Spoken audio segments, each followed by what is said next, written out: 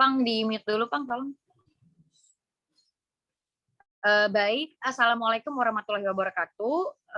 Pada hari ini saya dan teman-teman saya akan melakukan sebuah presentasi. Teman saya yang pertama ada Pangestu Rangga Pamungkas, yang kedua ada saya sendiri Maulana Nabila, dan yang ketiga ada Muhammad Adil. Hari ini kami akan mempresentasikan tentang partikel nanokitosan sebagai teknologi nano zero D untuk pengobatan kanker. Selanjutnya akan dijelaskan oleh teman saya Adil.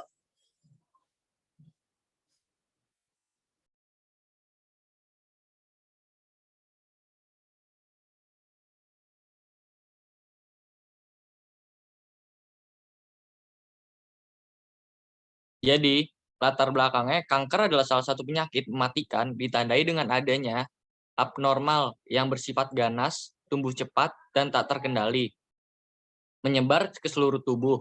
Di Indonesia sendiri terdapat 400.000 kasus kanker baru dengan 230.000 angka kematian, menurut Global Bacan 2020. Salah satu penyebabnya adalah fasilitas publik yang tidak memadai dan sulitnya ekonomi masyarakat untuk membeli obat merupakan penyebab Indonesia sulit melawan kanker. Jadi nanomaterial sendiri merupakan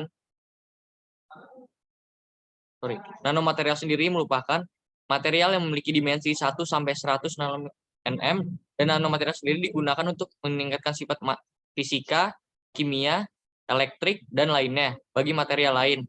Karakteristik nanomaterial meningkat dan berbeda dibanding material lain karena luas permukaan yang besar. Salah satu nanomaterial yang dapat digunakan adalah berdimensi 0 atau bisa ditulis 0 dimensi atau 0D. Bahkan nano 0 dimensi biasanya adalah nanopartikel sferis dengan diameter kurang dari 100 nm. Efek kuantum nano 0 dimensi ini memberikan sifat baru seperti fotoluminesin dan semiluminesin.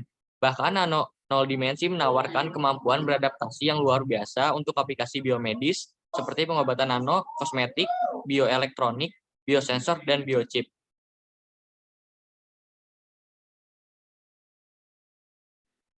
Dilanjutkan teman saya. Properties atau sifat dari kitosan nanoparticles untuk masalah pengobatan kanker. Kitosan telah diteliti secara ekstensif sebagai pembawa obat potensial karena sifat biocompatibility-nya.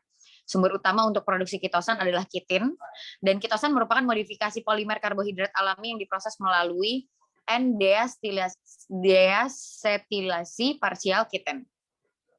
Bahan yang biocompatibility-nya tinggi dan memungkinkan enkapsulasi dan pencaklokan rantai obat dan aktif bahan, fitur seperti mencegah degradasi enzimatik obat dan mengurangi kerusakan jaringan non-target atau sel memanfaatkannya sebagai aset besar dalam pengiriman obat, pengobatan kanker itu sendiri, dan pencitraan biologis serta diagnosis.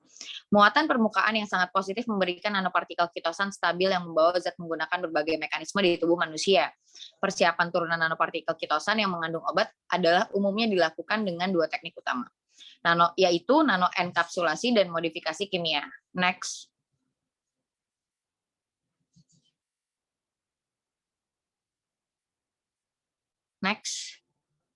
Selanjutnya ada fabrikasi kitosan nanoparticles yang akan dijelaskan oleh teman saya. Baik, fabrikasi kitosan nanoparticles adalah penentuan metode fabrikasi kitosan yang digunakan tergantung faktor-faktor seperti ukuran partikel yang diinginkan, stabilitas kimia dan panas dari bahan aktif, reprodusibilitas profil kinetik pelepasan produk akhir, dan toksisitas residu yang terkait dengan produk akhir.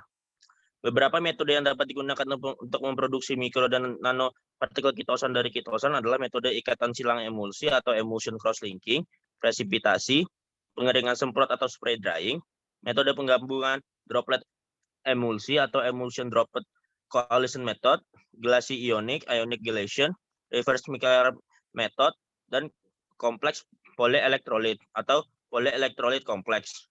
Di Indonesia sendiri dapat menggunakan produk lokal untuk memfabrikasi kitosan nanopartikel, yaitu dari kulit krustasea atau udang dan kepiting. Mengingat banyak sekali tambak udang di Indonesia ini membuat produk lokal Indonesia berguna untuk memfabrikasi kitosan nanopartikel. Next. Kesimpulan dari makalah kami adalah rendahnya pendapatan di Indonesia menjadi salah satu penyebab sulitnya masyarakat mengakses layanan kesehatan dan membeli obat terlebih untuk penyakit kanker yang membutuhkan obat dan terapi yang mahal. Kitosan yang telah diteliti dapat digunakan untuk pembawa obat potensial karena sifat biokompatibelnya. Sifat nanokitosan zero dimension yang stabil dalam tubuh manusia dan berasal dari alam, ditambah dengan metode fabrikasi yang beragam sesuai kebutuhan, membuat nanokitosan dapat digunakan sebagai alternatif pengobatan kanker di Indonesia dengan harga terjangkau. Next. Berikut referensi yang kami gunakan dalam makalah kami. Sekian presentasi dari kelompok 1. Terima kasih atas perhatiannya, Profesor. Assalamualaikum warahmatullahi wabarakatuh.